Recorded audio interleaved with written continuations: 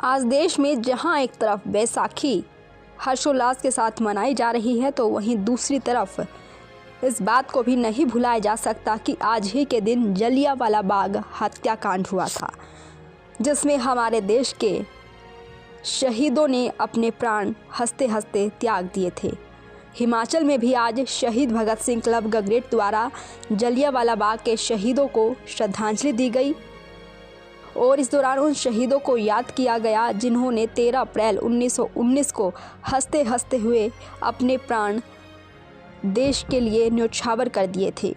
जी हाँ, ये कहानी है जलियांवाला बाग हत्याकांड की, जो कि पंजाब के अमृतसर में स्वर्ण मंदिर के पास जलियांवाला बाग में 13 अप्रैल 1919 को बैसाखी के दिन हुआ था। रोलेट एक्ट का विरोध करने के लिए एक सभा हो रही थी, जिसमें जनरल डायर अंग्रेज ऑफिसर ने अकारण उस सभा में उपस्थित भीड़ पर गोलियां चलवा दी, जिसमें 1000 से ज़्यादा लोग मारे गए थे और 2000 से ज़्यादा घायल हुए थे। इन शहीदों की शहादत के सदैव हम ऋणी रहेंगे।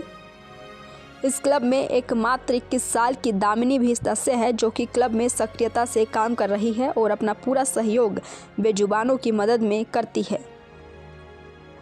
श्रद्धांजलि देने के दौरान क्लब के प्रधान से भी बात की गई। उन्होंने क्या कुछ कहा, आइए आपको सुनवाते हैं। देखिए, आज जैसे सभी को पता ही है 13 अप्रैल है। आज के दिन जलियांवाला बाग में जो एक दुखद हादसा हुआ था 13 अप्रैल 1919 में, तो उसी की याद में वहाँ पे जो शहीद हुए थे, काफ़ी आम जनमानस शहीद हो गए थे। जनरल डायर ने वहाँ पे अंधाधुंध गोलियाँ चलाई थी। एक मॉब जो कि एक शांतिपूर्ण प्रदर्शन कर रहे थे, तो इतने शहीद लोगों की याद में हर साल हम 13 अप्रैल को ये शहीदी दिवस उनके नाम पे मनाते हैं। आने वाले युवा तो इस तरफ ध्यान ही नहीं दे रहे, तो क्या कहेंगे उन युवाओं के बारे में? देखिए, आजकल क्या है कि समय में काफ़ी बदलाव आ चुका है। हम एक आज़ाद भारत में रह रहे हैं।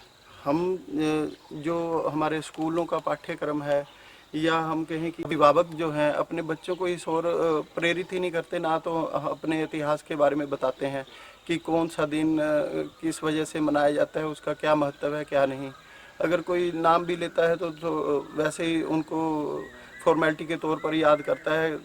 हमें नहीं लगता कि आज की डेट में कोई दिल से इन शहीदों को वो मान सम्मान या उनके परिवारों को मान सम्मान दे पा रहा है।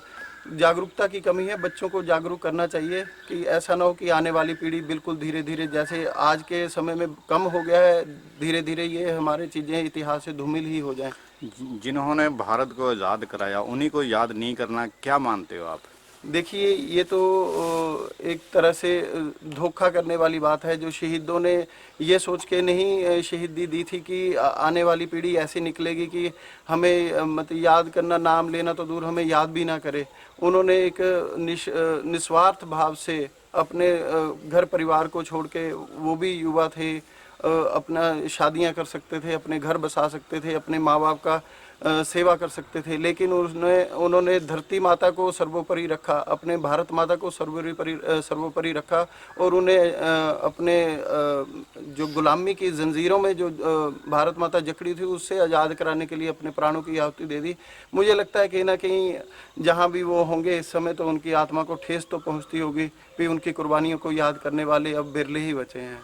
तो क्या कहेंगे आने वाले युवाओं को, जो इन शहीदों को याद तो बड़ी दूर की है, कईयों को तो नाम तक भी नहीं पता है? देखिए, मैं युवाओं को भी ये कहना चाहूँगा, युवाओं के माता पिता और अध्यापक वर्ग को और बड़े बुजुर्गों को, जिन्होंने वो चीज़ें देखी भी हैं या महसूस की हैं, या जो इन चीज़ों के बारे में जानते हैं, कैसे ये शहीदी पाई है, इतनी आसान नहीं थी आज़ादी, किस तरीके से मिले, तो इसके मोल को पहचानना चाहिए। ऐसा ना हो कि युवा जो आज नशे की गर्त में चला जा रहा है, भटक चुका है, अपने जो बेसिक मूल्य हैं, आपने देखा होगा कि आजकल परिवार के बड़े बुजुर्गों को आदर सम्मान देना भी बच्चे भूल गए हैं। तो ये इन्हीं चीज़ों का नतीजा है, क्योंकि हम उन्हें अपने इतिहास के बारे में अवगत नहीं कराते। अगर हम उन्हें इन शहीदों की कुर्बानियों के बारे में बताएंगे, तो इसमें सिर्फ यही नहीं है कि देश के लिए शहीदी देनी है। देश के लिए आप विकास के लिए किसी भी तरीके से योगदान दे सकते हैं।